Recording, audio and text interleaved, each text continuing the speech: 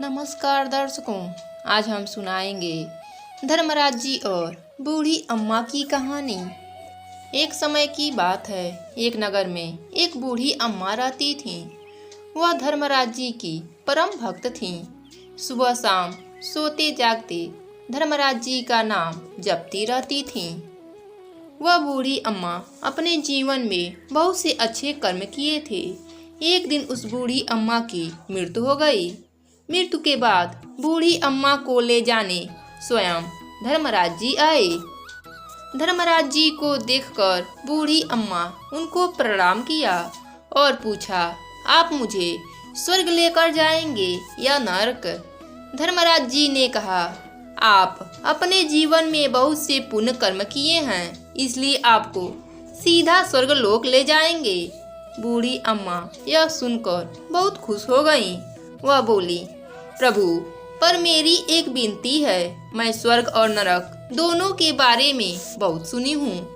मैं भी एक बार नरक को भी देखना चाहती हूँ।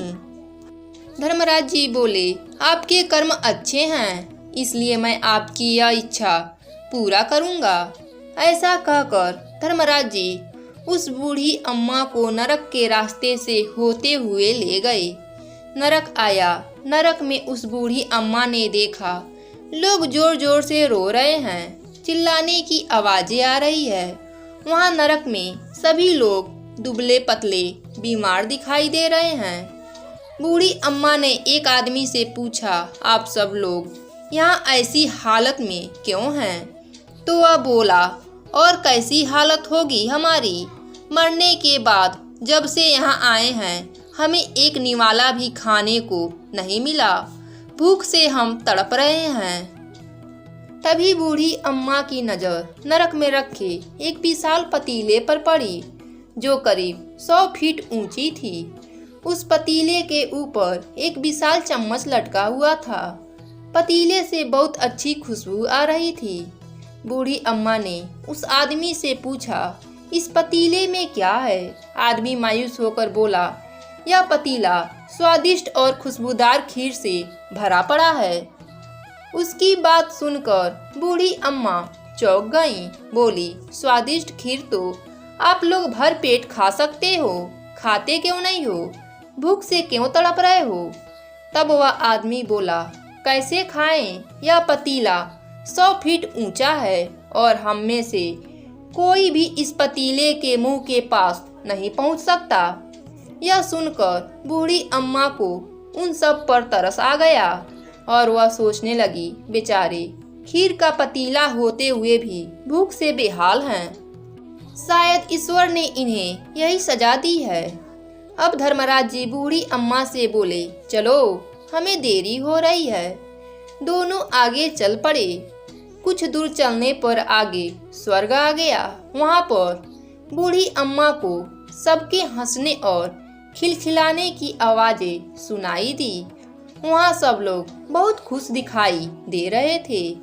उनको खुश देखकर बूढ़ी अम्मा भी बहुत खुश हो गईं। लेकिन स्वर्ग में भी बूढ़ी अम्मा की नज़र एक विशाल 100 फीट ऊंचे पतीले पर पड़ी, जैसा नरक में था। उसके ऊपर वैसा ही एक बड़ा सा चमचा लटका हुआ था। बूढ़ी अम्मा ने वहाँ लोगों से पूछा, इस पतीले में क्या है?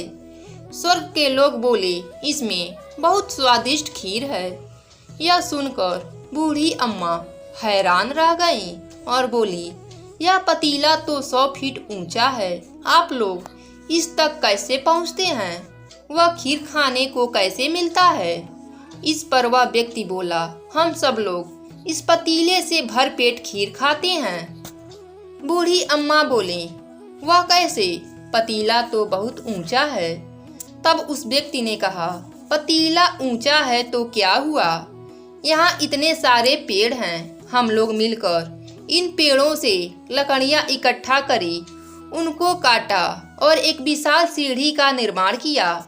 उस लकड़ी की सीढ़ी के सहारे हम इस पतीले तक पहुँच जाते हैं और हम सब मिलकर खीर का आनंद लेते हैं।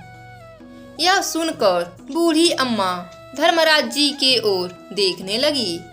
धर्मराज जी मुस्कुराए और बोले, ईश्वर स्वर्ग और नरक मनुष्य के हाथों में सौंप रखा है। चाहे तो अपने लिए नरक बना ले या चाहे तो स्वर्ग बना ले। ईश्वर ने एक समान हालातों में डाला है। प्रभु के लिए सभी मनुष्य एक समान है। वह किसी में भी भेदभाव नहीं करते।